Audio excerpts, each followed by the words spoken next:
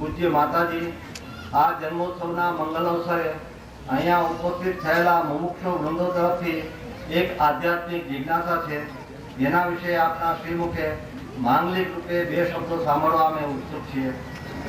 પ્રશ્ન છે કે રાગાદી ભાવો હોવા છતાં તે જ વખતે આત્મા શુદ્ધ કેમ હોઈ શકે, અને તે રાગ અને આત્માની ભિન્નતા કઈ રીતે સમજી શકાય, તથા અનાદિકાળથી રાગદ્વેષ સાથે એકતા રૂપે પરિણમતો આત્મા ભિન્નપણે કઈ વિધિએ પરિણમે, એ આપ સમજાવવા કૃપા કરો.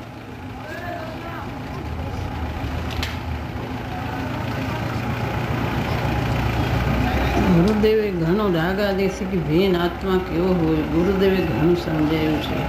ગુરુદેવનો પરમ ઉપકાર છે. હું તો ગુરુદેવનો દાસ છું. ગુરુદેવે તો સૂક્ષ્મ ન્યાયો કરીને સૂક્ષ્મ રહસ્ય ખોલ્યા છે. શાસ્ત્રોના રહસ્યો પણ ગુરુદેવે ખોલ્યા છે.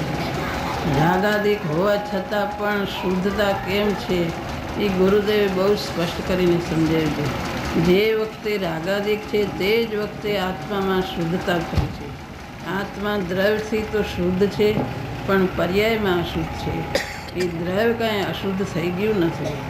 દ્રવ્ય તો સ્વભાવે શુદ્ધ જ છે, પણ રાગની એકત્વ બુદ્ધિને લઈને, પર તરફની રુચિને લઈને એ ખ્યાલમાં આવતું નથી. એનું ભેદ જ્ઞાન કરે તો થઈ શકે એમ છે.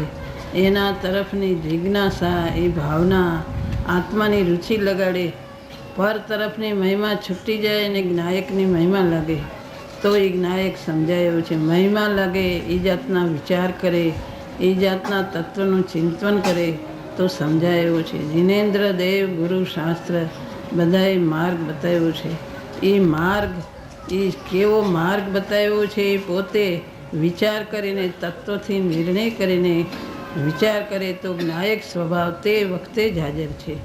જે વખતે રાગાદિક છે તે જ વખતે શુદ્ધતા ભરી છે. તે શુદ્ધાત્મા શુદ્ધ સ્વરૂપથી ભરેલું છે. એમાં દ્રવ્ય અપેક્ષાએ અશુદ્ધતા થઈ નથી, પણ પર્યાયમાં અશુદ્ધતા છે. એ ચૈતન્ય દેવ, એ જ્ઞાયક દેવ પોતે દેવ રૂપે બિરાજમાન છે. જીનેન્દ્ર દેવે એ જ્ઞાયક દેવનું સ્વરૂપ બતાવ્યું. ગુરુદેવે એ દિવ્ય મૂર્તિ જ્ઞાયક દેવનું સ્વરૂપ બતાવ્યું છે. અને એ રાગાદિકમાં બધી રીતે રાગ રૂપે થયો નથી. તે વખતે જ દ્રવ્ય અપેક્ષા એ શુદ્ધ છે. એનો સ્વભાવનો નાશ થયો નથી. સ્વભાવ તો અનાદિ અનંત શુદ્ધ જ છે.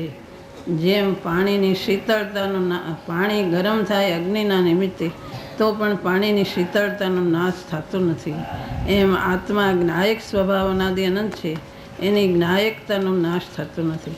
તે અનંત ગુણોથી ભરપૂર અપૂર્વ મહિમાવંત આત્મા છે. એની મહિમા કરે, એનો વિચાર કરે, એ તત્વથી એનો વિચાર કરે, નિર્ણય કરે, એમાં લીનતા કરે, એનું ભેદજ્ઞાન કરે તો એ સમજાય એવો છે.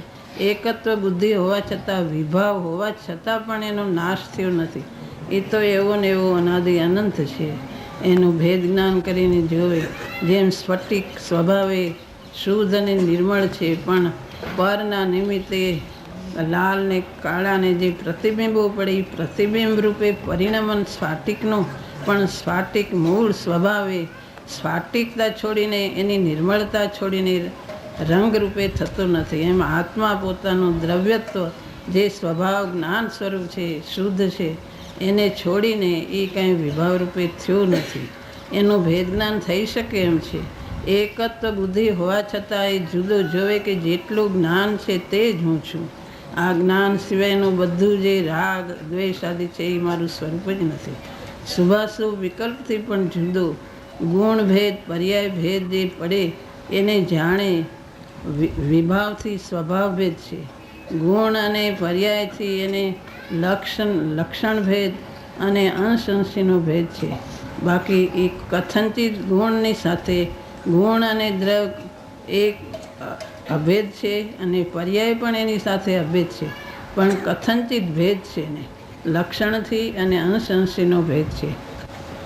દ્રવ્ય અનાદિ અનંત શાશ્વત છે અને અભેદ છે, અને ગુણ કોઈ અપેક્ષાએ એનામાં લક્ષણ ભેદ અને પર્યાય અંશ અંશીનો પર્યાય પલટાય છે. ત્યારે દ્રવ્ય એક સરખું અનાદિ અનંત રહે છે. વિભાવને સ્વભાવનો વિભાવ સાથે ભેદ છે. એ બધાથી જ્ઞાન કરી પ્રતીત કરીને અંદર જાય તો એ ઓળખાય એવું છે. જે શુદ્ધ જાણે આત્માને તે શુદ્ધ આત્મ જ મેળવે. જે આત્માને શુદ્ધ જાણે છે તે આત્માની શુદ્ધ પર્યાય પ્રગટ કરે છે. એ શુદ્ધાત્માનો અનુભવ કરે છે. રાગમાં શુદ્ધાત્માનો અનુભવ નથી. દ્રવ્ય અપેક્ષા એ શુદ્ધ આત્મા હાજર છે, પણ એની પર્યાય જો પલટાય, જ્ઞાયકની પરિણતિ પલટાય, જ્ઞાયકની પરિણતિ જ્ઞાયક રૂપે થઈ જાય તો એમાં એને જ્ઞાતાની ધારા પ્રગટ થાય અને સ્વાનુભૂતિ પ્રગટ થાય અને એમાં જ એને મુક્તિનો માર્ગ, હુંની દશા, બધું એ જ માર્ગે આવે છે. એ જ પ્રગટ કરે તો અંતર્મૃતમાં થાય છે અને ન કરે તો એને કાળ જાય છે. પણ પુરુષાર્થ, પોતાની પુરુષાર્થની કચાશ છે માટે થતું નથી. ગુરુદેવે માર્ગ બતાવ્યો છે, એ માર્ગનો વારંવાર પોતે એની પ્રતીત કરીને જ્ઞાયકનું રટન કરે તો એ ઓળખાય એવો છે. દેવગુરુ શાસ્ત્રની મહિમા લક્ષમાં એને શુભ ભાવમાં રાખે. ભલે શુભાશુભ ભાવથી એ આત્માનો સ્વભાવ જુદો, પણ વચ્ચે શુભ ભાવો, અશુભથી બચવા માટે શુભ ભાવો આવે છે. પણ એ આવે છે પણ પોતાનો સ્વભાવ નથી. એ હે બુદ્ધિ આવે છે, પણ વચ્ચે દેવગુરુ શાસ્ત્રની મહિમા, તત્વનું ચિંતન, એ જિજ્ઞાસાની ભૂમિકામાં હોય છે. જ્ઞાયકના ધ્યેય હોવું જોઈએ. જ્ઞાયકના ધ્યેય વગરનું જો હોય તો એ બધું શુભ ભાવરૂપે છે. જ્ઞાયકનું ધ્યેય સાથે હોવું જોઈએ.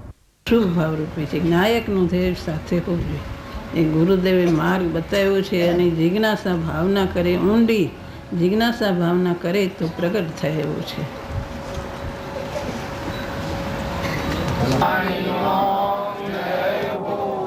કાન ગુરુ શાસન પ્રભાવક ભગવતી માતનો